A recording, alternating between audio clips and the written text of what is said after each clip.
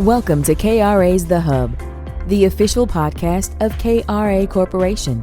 And now get ready to hear workforce topics and trends you need to know on the go. Well, welcome back to KRA's The Hub podcast. I'm excited for today because really today's episode is a part of a series that we recently recorded at the 2024 Nod Up Youth Symposium. It was actually the 25th Youth Symposium put on by Nod Up. And I just want to start off today's episode by thanking the Nod Up staff for putting on another great event. This year's symposium brought a gathering, a collection of individuals in workforce development from around the country. And I think this year was one of the largest attended symposiums throughout the 25-year period. So it was a great event full of energy, a lot of great ideas that were shared both in the general sessions as well as many of the workshops. And as we've been able to do here at KRA over the last year is not only have conversations with influencers within workforce development leaders, but also attend some of the larger national conferences and also have conversations with folks there. And at this conference, I had an opportunity to sit down with several wonderful guests. Some of them were presenters at the conference. Others were leaders in workforce and also some exhibitors that were there displaying some really great technology. And so as you sit back and listen to these episodes in this series, I hope that you would glean from the energy, the ideas, the best practices that were shared at this conference. And as always, our goal is to make it relevant. And really this conference, again, was focused on youth services. So many of our conversations were focused on youth services and workforce development, strategies, technologies that are being employed currently, but also what's to come. As things are ever evolving within workforce development, the industry that we're in, how do we stay at the forefront of that? So again, I want to thank you for joining us here on KRA's The Hub, our podcast, and enjoy the episodes that we have here from our recent participation at the Nod Up Youth Symposium in Phoenix, Arizona.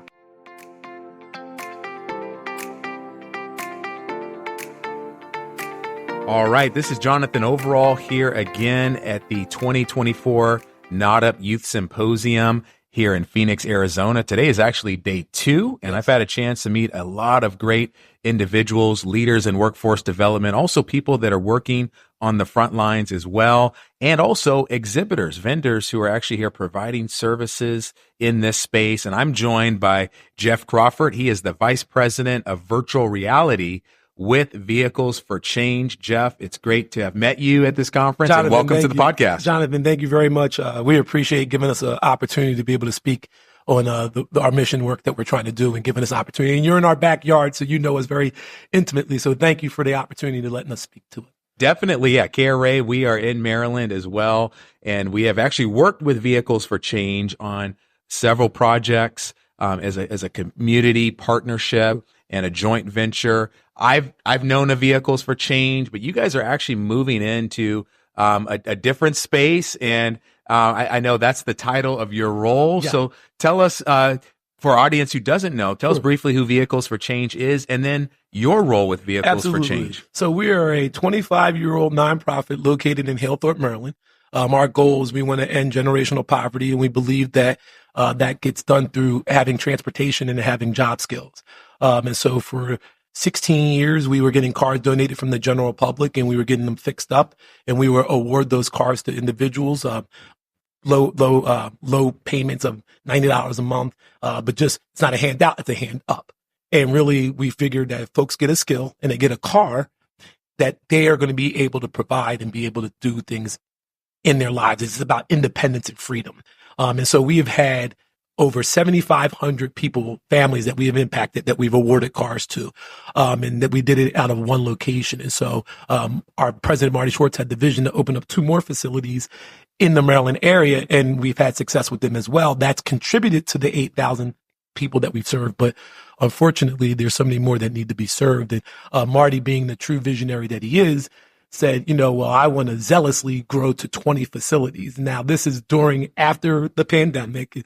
We're a nonprofit that makes a majority of it off of grants. And so in order for us to be able to make this vision become real, we had to be able to show and demonstrate a way in which we can generate revenue for our nonprofit. But we also wanted to make sure we fulfill a need that matches our mission. And so one thing we definitely know is we are a sure bet at training auto mechanics. And one thing we know, Jonathan, is that we're definitely a sure bet at getting them job placed. And so now we're going to use software as a service to expedite the number of auto technicians needed in the job market. And so we feel a very critical need. So what we're trying to do is we have created a virtual reality solution. One of our board members has said to us that he had worked with this organization called HTX Labs out of Houston, Texas. And what they did they worked with the United States Air Force. And so they created a virtual garage in which the United States Air Force asked to put a C-130 plane in the environment. And the goal was, the reason why they did that is they didn't have space for the planes, and they didn't have planes to use just to practice for training. And so they used virtual reality, and the goal was just to save space. And what they uncovered is not only did that have success, but they trained 10 times more effectively, 4 times faster, and there was no safety issues. So it really expedited that process. And 60% of the entry-level training done at the United States Air Force entry level is done through this VR training. So our board member said, shoot, if they did that for the U.S. Air Force, it'd probably be easy to do it for cars. And that's exactly what happened. We created a module that teaches you how to do an oil change, how to use a tire balancer and tire changer, and how to replace a set of brakes. And those are the simple mechanics that our customer base has asked for us to do. And so since, again, we're sure bet at training auto mechanics and getting job placed, now we just decided to use our training module and put it in a virtual reality headset. And so we have 6 different customers that see a value in that. We work with correctional facilities, and obviously that's our bread and butter. But now we have created an avenue of success with community colleges, with high school CTE programs, with workforce development. That's why we're here now today, with other nonprofits, and other retail operations, dealerships, and things. So either people who need mechanics and or people who have folks who need jobs.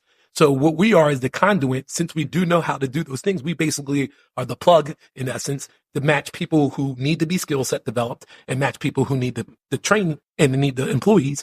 And we just basically merge that through virtual reality so we can do it anywhere internationally now.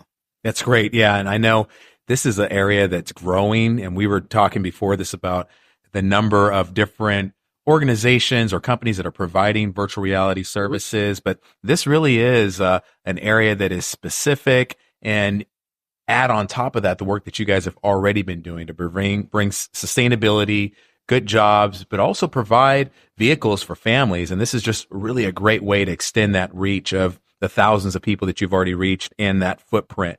So tell us, if somebody is using the VR headset, I know many people probably haven't used a VR headset. Sure. How realistic is it when it goes through training? Because there's a lot of nuances to learning how to work with your hands mechanically. Absolutely. But how did you guys solve that issue and bring that to the virtual headset? I can tell everybody out there, prior to this, I worked at Enterprise Rent-A-Car for 25 years, 25 wonderful years, amazing organization. And one thing I can tell you is that I know if I had this conversation with my old teammates that, hey, you can learn how to do an oil change through virtual reality or some toy, people would probably question whether I was sane or not. And I even had questions myself. But technology, when you go into it, I know I was on a ride at Universal Studios. It's a Spider-Man ride at Universal Studios. And if anybody's been on that ride, I go there every year with my kids, every year with my family, thousands of times. I've been on that Spider-Man ride thousands of times, Jonathan. And I know the part at the end where we're going to go drop down. And every time I get scared out of my wits, and I realized how much that immersive technology, now it's expensive, but that immersive technology makes you feel. And so when we started to look at the studies and the numbers clearly show that the learning gets expedited. And so when something gets done monotonous and gets done in a monotonous fashion, and then you couple that with skill set development and then testing, our learning management system and our content management system is state of the art. That's the way it works. So I didn't believe it either, but once you put it in, it's like trying to explain to you what sugar tastes like. I can't. You have to taste it. But once you're in the headset, it's like being in a good movie, Jonathan. Have you ever been in a place where you feel like you're in the movie and And you would never know that you're in your living room. Well, imagine this doing the same thing, but being in a virtual garage. So the machinations, the tools, they're all real to life. They're drawn to scale. It replicates a real field garage. We've had folks who look at our curriculum who do this, who say that, wow, this is, so that combination. Now, it's not replacing hands-on. You certainly need to, but just like when you go to become an accountant, you learn how to do an audit in college, but you don't do the audit the minute you go to Price Waterhouse. They teach you the way to do it. So we're basically giving people that entry-level understanding. So that way, when they get to a position that they show aptitude, that they can learn something and that they have a capacity to keep information, then that's somebody you can invest in and then be able to at least help them get that skill. So we think that the virtual reality, and again, it's for entry level, but we believe that it will grow to be something that can really, you can do the whole thing. And we challenge people to look at it. And because if you look at the numbers, it definitely shows that it can be done. Walmart's invested $12 million into virtual reality training. So there's a lot of information out there, just like a lot of people thought Uber wasn't going to be at airports, and now everybody takes an Uber from the airport. So we believe this is not a future technology. This is a current technology. I just think users are in the past. And so these are the things that we have to work with. And I was a naysayer at first, but now I'm not. So we feel confident that it can be replicated. That's exciting. Yes, sir. And you guys are obviously in the workforce development space. I've been in workforce for a number of years, and you've probably seen the trends. Yes, sir. A lot of times there's a focus on IT, healthcare, manufacturing, and sometimes great paying jobs in a great industry that we all need, auto mechanic, sometimes is left by the wayside. It's not focused on as much. And I'm sure you guys are making that pitch in the workforce development space, but specifically with youth, how have you guys, what is that pitch? What does that call to action look like when you guys are recruiting and promoting this specifically to youth? It's a very easy, it's a bridge. We believe that this is ideal for an 18 to 24 population. We believe a few things. Number one, we believe that college or post high school is going to look different. We believe fundamentally in the state of Maryland, they believe it as well. They have a blueprint that says they want people college and career ready by the time they're in 10th grade. We believe that skilled trades is something that's not just something that's going to get them an average paying job. If you look at it, and numbers show it, and these are my numbers, that automotive service excellence is the 9th most given certification, and it's completely undersupplied. There's the top 15 certifications given out, 12 of them are 100% supplied. So you can get a certification, but there's no job at that. Automotive service excellence is by far the shortest supply certification. So really it's a matter of not only getting a certification, but it's guaranteed to get that job at a Jiffy Lube, at a Minus. And then if you look at that certification pathway, you get that entry level certification, but they have the ASE certification pathway leads to master certification. It's a national certification in any state in the United States, and you're making six figures no matter what. That's not just something that's convenient. That's something that's game changing. And so the key is the bridge.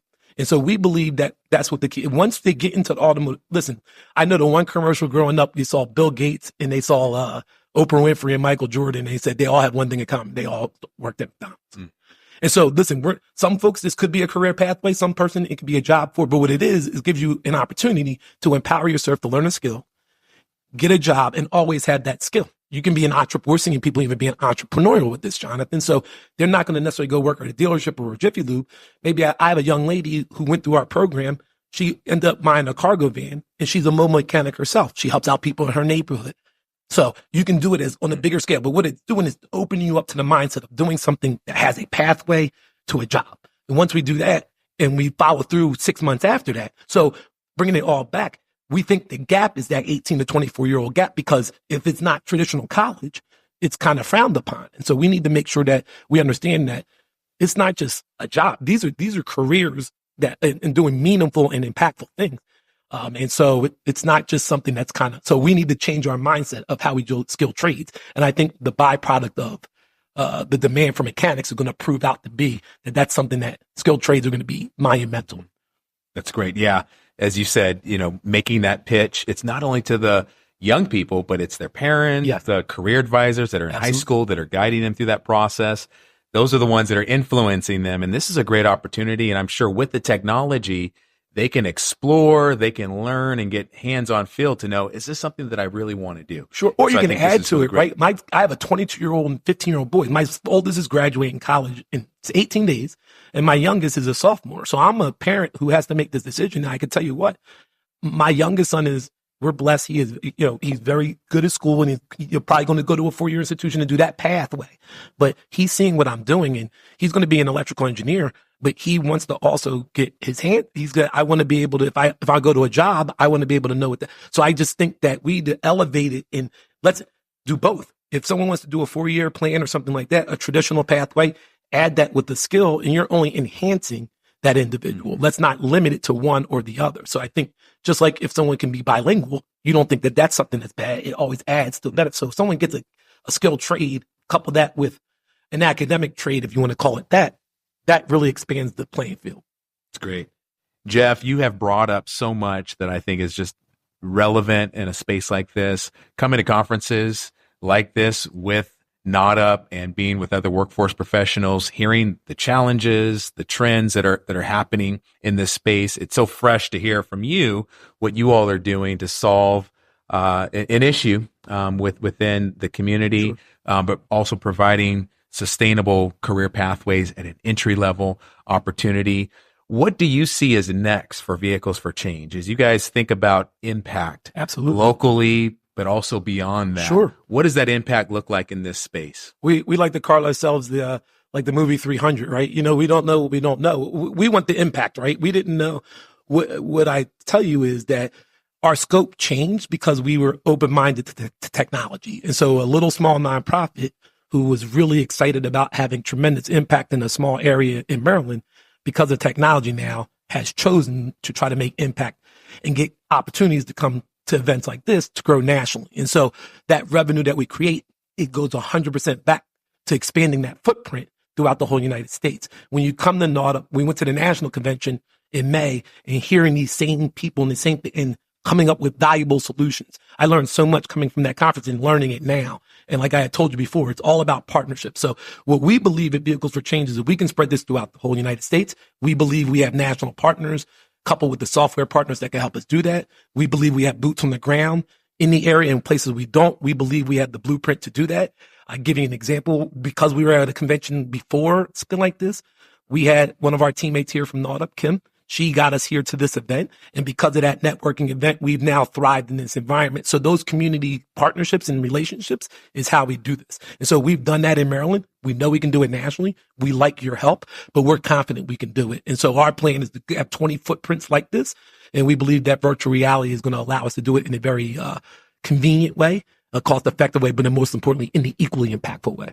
That's great. Well, hey, I appreciate your time. I know you're busy. Yes, I know sir. You're engaging with a lot of people. Yes, sir. Yes, sir. And you're a great advocate Thank for you, this sir. work and We a great appreciate it. spokesperson for Thank you, the sir. organization. Thank But also this technology and Yeah. your background and what you bring to this is really exciting. Thank you. I think our audience has gotten a lot out I of hope this so. and hearing the passion I hope that so. of the work that you're doing. Yes. Now, for those that are in the audience Sure. that are interested in learning more, how can they find out more about what Vehicles for Change is doing and Absolutely. maybe opportunities to partner and connect with you? No, we're looking forward. We want to learn with you, work with you. No matter what field you're in or what you do, we believe any connection with us will be a benefit. So I challenge you to come connect with us. So vehiclesforchange.org or vehiclechange.vr.org. No matter what, Vehicles for Change will have our virtual reality solution and we have a lot of different social enterprises that we can do.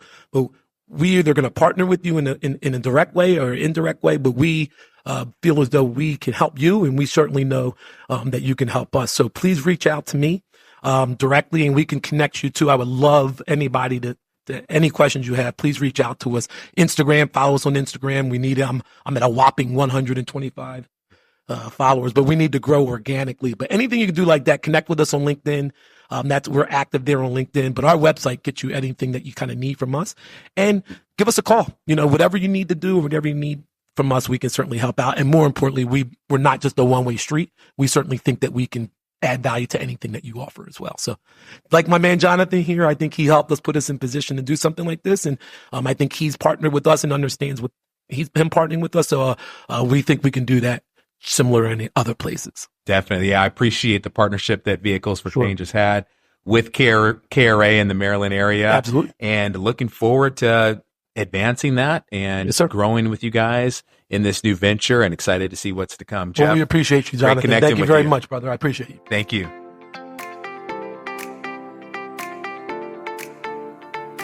All right, this is Jonathan Overall here with KRA's The Hub podcast. We are here in Phoenix, Arizona at the 2024 Nod Up Youth Symposium. It's actually the 25th annual Youth Symposium. And I've had a chance on our podcast to meet some really amazing people, guest influencers within workforce development, also exhibitors who are here that actually have companies that are offering solutions through technology for the workforce industry. And so right now I'm joined by a special guest, Andrew Kerr.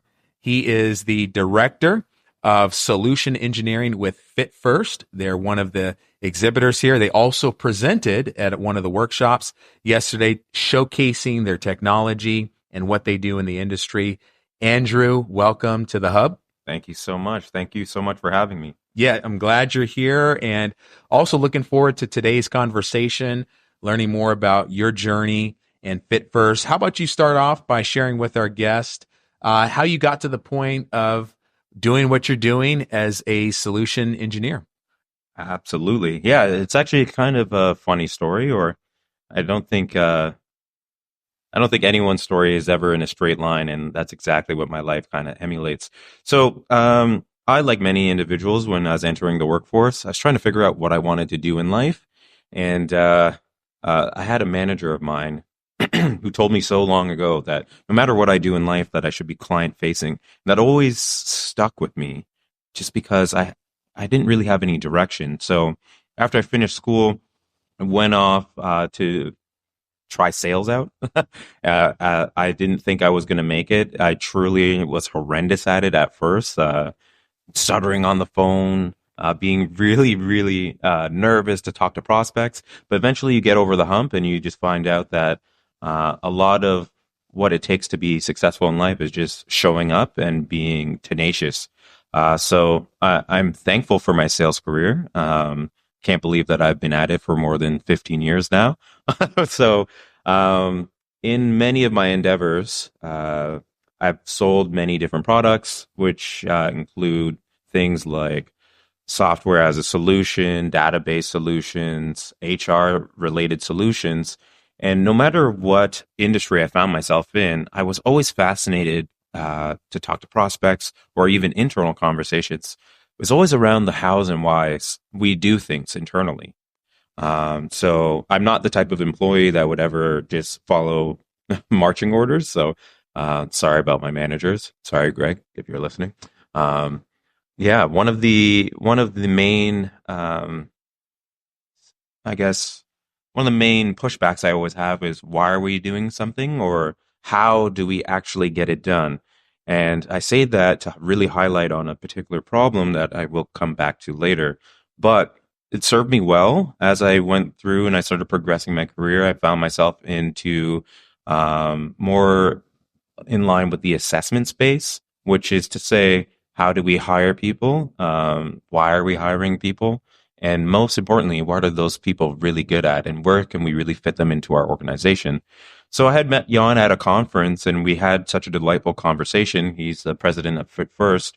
And once a position opened up for me, I was elated to join the team. And it became such a natural fit. Like I can't really express it over this microphone right here, but we had such a fantastic conversation, and it really just plugged in the same questions that I had in my head, which are the hows and why things operate. Once I was able to see kind of under the hood, and when I say under the hood, take the assessment at Fit First and really understand what I am fundamentally as my behaviors, my behavioral thumbprint, a lot of things started making sense in life. Why I was so inquisitive? Why do I really push back? And why did some of my managers encounter a version of me that they probably didn't like? But all it really meant was I wasn't really in the right spot. I wasn't really doing something that was naturally in line with me. And because of that, there's that natural friction. So that's a really long-winded way to say I'm here and I'm here to stay, and I'm really happy to be in that industry. That's great. Yeah. So Fit First Technologies is a company that we're going to talk about here, but you're also in the business of providing solutions. Fit First provides solutions. Tell us, what are those solutions? You mentioned assessments. How does that fit into the workforce landscape? Yeah, absolutely. So one of the main problems that we keep encountering in the workforce space is finding the right direction for people. I've heard it time and time again. I'm sure if you're listening to this podcast, it's something that you've probably heard. And we all have these fantastic ideas of how we really want to solve this problem, but it ultimately comes with almost being a compass to some of these individuals they're not necessarily lost, but I think what everybody in life is looking for is a direction.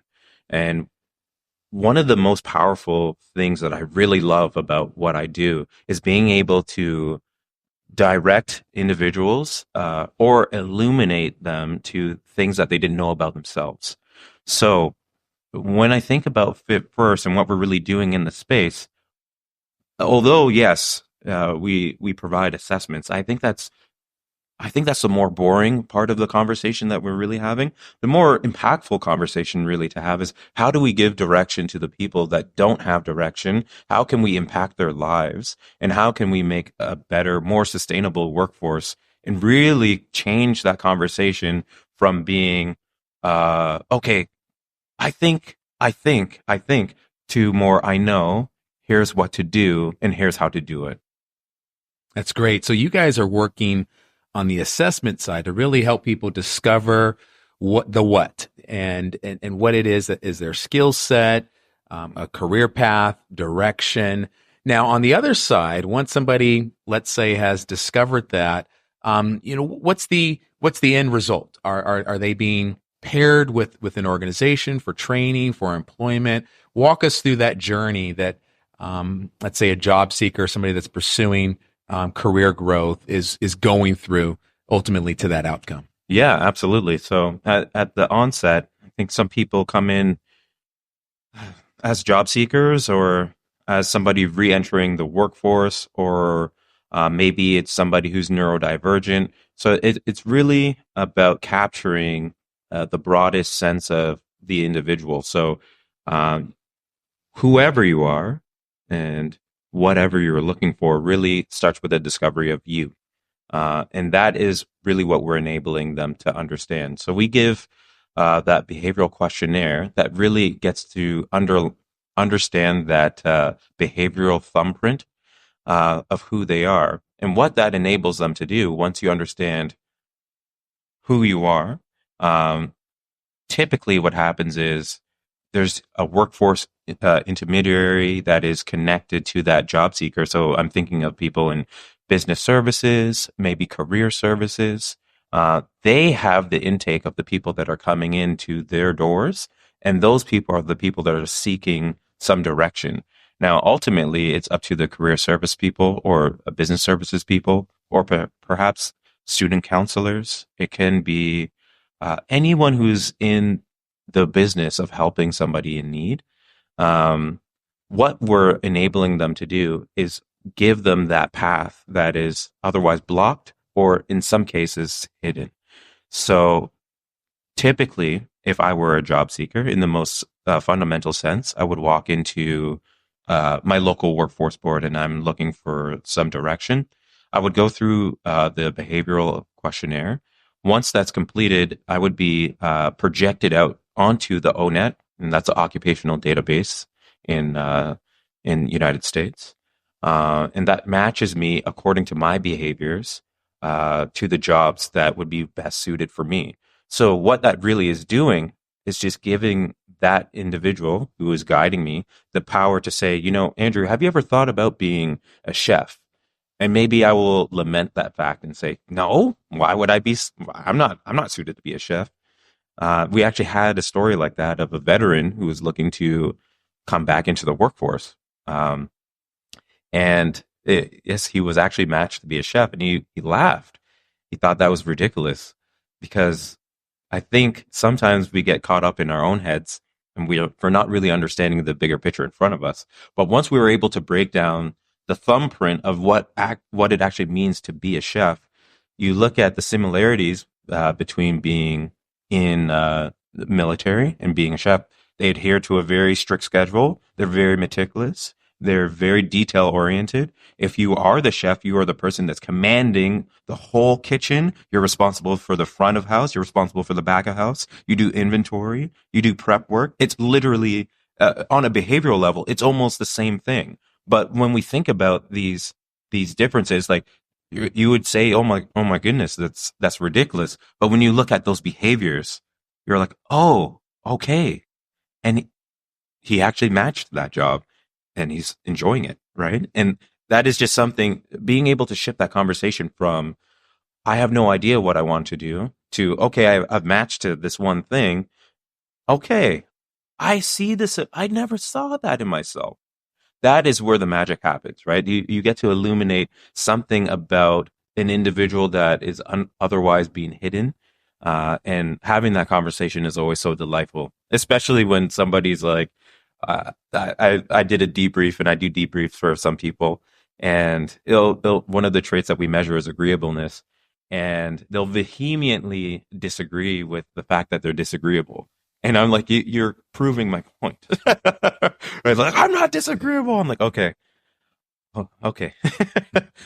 Do you see how this sounds? And they're like, oh, you step back. You get to step back out of yourself. So very interesting conversations we get to have. That's great. It brings light to really that inner person of who you are. And I love that, because I know I've taken assessments before in the past, and I've discovered things about skill sets and attributes, characteristics that probably had not really been tapped into, but it was an eye opener to provide context and insight as to possible career matches, occupation. So I think what you guys are doing in that space is really fascinating. Now, kind of walk us through, because you also technology company. What's the technology that's the backbone of helping to bring these insights of the assessment out? Yeah, that's a great question. So,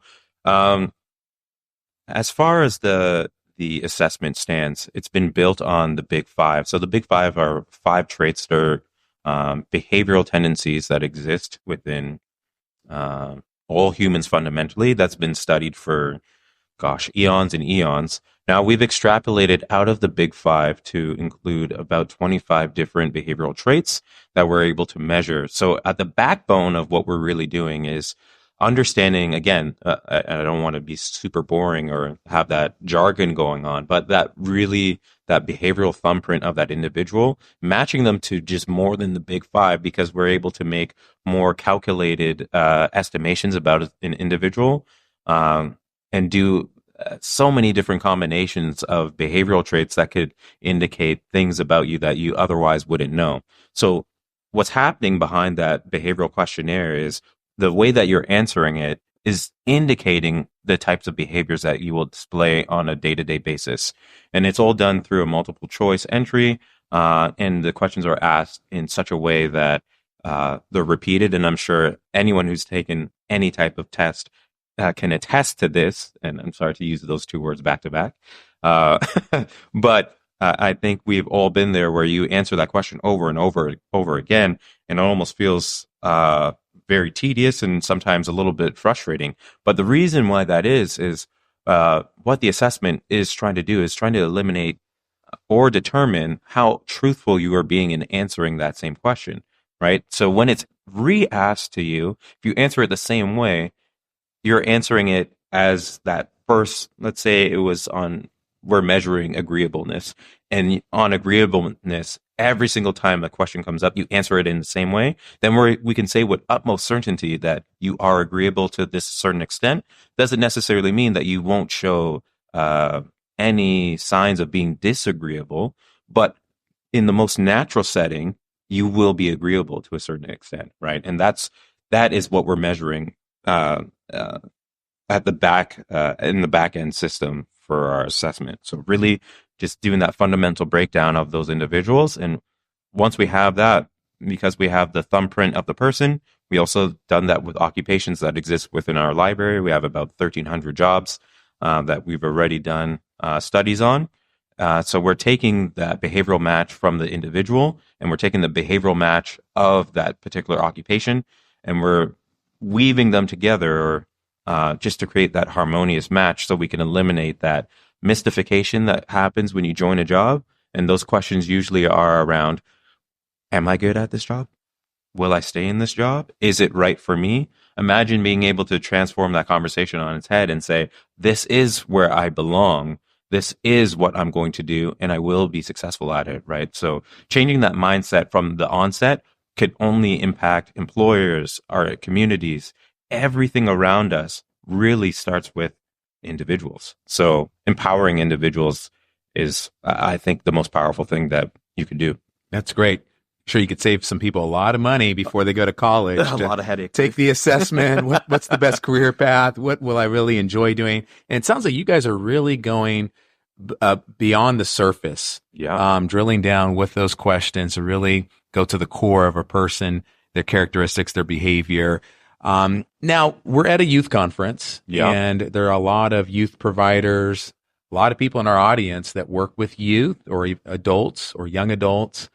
Now, when it comes to what you guys offer to the market, give us some examples of how this is being used with the youth space, and what's been the impact? What are some of the outcomes that you've seen in working with those that are applying this assessment and your tool in the youth space? Yeah, absolutely. So one of the greatest things I think about what we do is it can be applied to anybody, regardless of age. It's completely agnostic to gender, creed, pedigree, even. So in that way, how we really impact the youth depends on, well, the intermediary that will be utilizing it. But the way that I like to think about this is everybody who's watching, if you could imagine and take this journey with me for a moment, just close your eyes and think back to when you were a child. And let's say you're in grade 6 or middle school, and you really try to think about what you wanted to do as an adult. And I think most of us that are listening right now were probably drawing a blank. I know I said a lot of different things that I wanted to do, and I didn't end up doing any of them. Right? They were things that I was interested in, and maybe I had a skill set to do, but skill sets, interests, they're very poor predictors of success. When I think about, I'll give a personal anecdote of myself. I went into school, and I had such a voracious interest in being a game developer for some reason. Well, it's not for some reasons, because I would play video games. And I was like, okay, I think I can make an even better game. I like them. I'm very logic oriented. I do math. So that's like exactly what programming is. So I decided to take a few courses and, dip my toe into the pool. And what I found was, although I was so interested in it, I hated it every day. Could not even imagine. And that was just the beginning. That wasn't even working a job. That was just literally doing what it takes to be a game developer. Had such a visceral reaction in my gut that I couldn't imagine doing that. And that happens to our youth day in and day out, right? We have no direction to give them. So we end up looking at maybe what they're interested in. And what interests do, what they tend to be are just fleeting ideas in our head of what we think that we can do, where it can be a very different conversation could be around finding out who you are fundamentally, where do your behaviors lie, and where can that actually lead you? And most importantly, the jobs that line up with those behaviors. So the way that it's actually being used for youth in today's day and age lies with a few of our different partners. So I'll say one of our case studies that were a resounding success. It's north of the border. It's called Support Ontario Youth. I'll call it SOY thereafter. So SOY, they run an apprenticeship program, and they were looking for ways to fill their funnel. And I'll keep this story quite brief so I don't ad-lib too much. But they were looking to fill that funnel of apprentices that would be coming in. And typically what happens is, in that industry, we're looking at a turnover or attrition rate of 60%, 70%. So very, very high.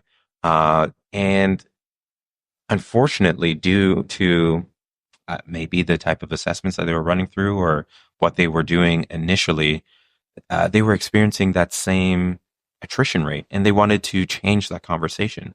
Changing that conversation started with being able to direct people that would be coming through their program and engaging with their platform with our assessment.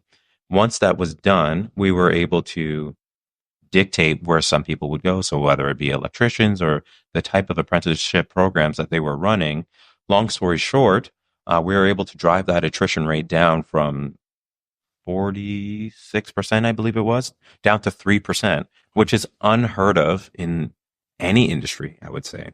And that all comes with just understanding and being able to place people where they're naturally fitted. And where that also plays into particular youth is engaging in schools earlier, right? I think what we're doing a poor job of currently is leaving it until that conversation's a bit too late. Yeah. So we tend to have those conversations in high school, in grade 12, when that mind is more or less shaped, right? And we can't transform too much because you're at the end of high school. So if you if you had pigeonholed yourself in some way, shape, or form, now you have to take a whole nother route for your life in order to rectify that. Where we should really be starting that conversation is much, much earlier. We need to be starting in grade 6, grade 1 even, right? Like there's no reason not to be able to have these conversations. We're just not having these conversations. So it can play very, very well with school counselors, and we've seen resounding success when it is implemented from an early age. And we're still measuring some of those studies right now, and I'll be able to give more concrete numbers as it plays out. But it's been so illuminating to be a part of so many conversations where a counselor at the end of the year is able to say, you know, I had a cohort of 100 students come through, and we have 15 of them that are going into skilled trades that otherwise wouldn't have done that. And they've reshaped their life for that. And that really helps us as a community, right? We're in a labor crisis, and not being able to direct these individuals that would be best suited into skilled trades is a travesty. And we're doing ourselves a disservice and them a disservice. So we're losing on both ends.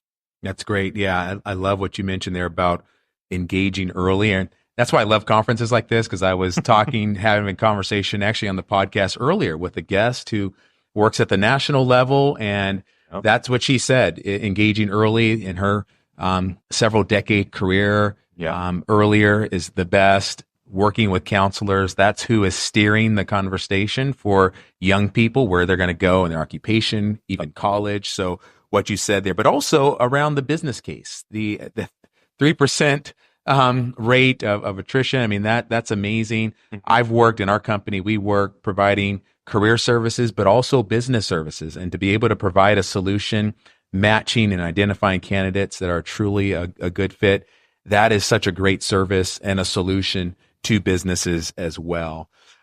Before we close, you've been at this conference. You presented yesterday a great workshop. You've also been on the exhibit hall talking to a lot of people. I'm sure a lot of people have had questions for you. Yeah, there are probably challenges that they're facing that aligns with what you're providing. Has there been one theme that you could walk away maybe from this conference that you just keeping your ear to the ground of conversations, questions that people have asked? Has there been a theme that's really resonated with you from this conference? A lot of people have been coming up to me and asking, how do we shift now, right? We've been challenged to shift, but how do we do that? And really and truly, it starts at so many different levels and so many different places. But ultimately, it starts with us. It starts with everybody who's listening to this podcast, who's in a position that can influence either somebody at their organization to look at how we're developing either youth or how we're engaging with job seekers? How are we impacting people in our career centers? How are we really driving that conversation forward? And if that conversation has been the same for 5 years, then I think that has predictable results. And I think what we need to do is take an honest look at ourselves in the mirror and say, what has been done for the last 5 years, 10 years, 15 years has predictable results? We already have the data on that. Let's look at doing something different. And doing something different starts with action. And that action can be taken today.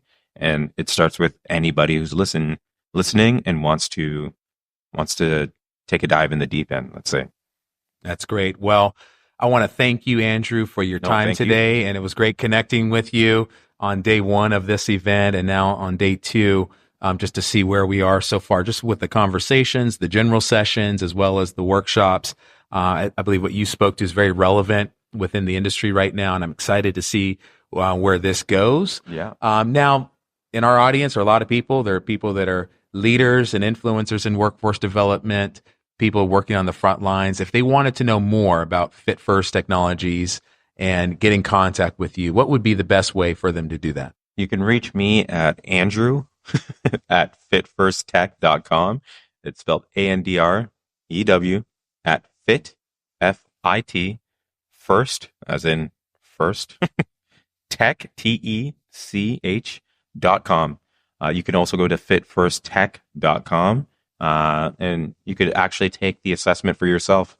And I would invite everybody to do that so we can show you that the proof is in the pudding, and that ultimately this behavioral questionnaire is a lot different than the ones that you've typically had.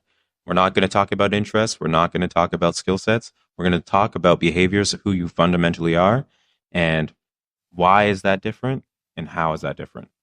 That's great. So we give everybody some homework out there. If you're listening to this, go to the website, take the assessment, try it out yourself, and then reach out and start a conversation if you're interested in learning more and also applying this potentially in your region. Well, Andrew, want to thank you. It was a pleasure to have this conversation. Look forward to talking with you again at some point in the future, maybe at another conference or just hope so. Throughout the year at some point. But hey, enjoy the rest of the conference and safe travels back to your home. Absolutely. Thank you so much for having me. Thank you for listening to KRA's The Hub. Don't forget to subscribe to the podcast on Spotify, Apple Podcasts, or wherever you listen to podcasts. To learn more about KRA Corporation, visit www.kra.com. Thanks so much for listening, and we'll be back soon with a new episode.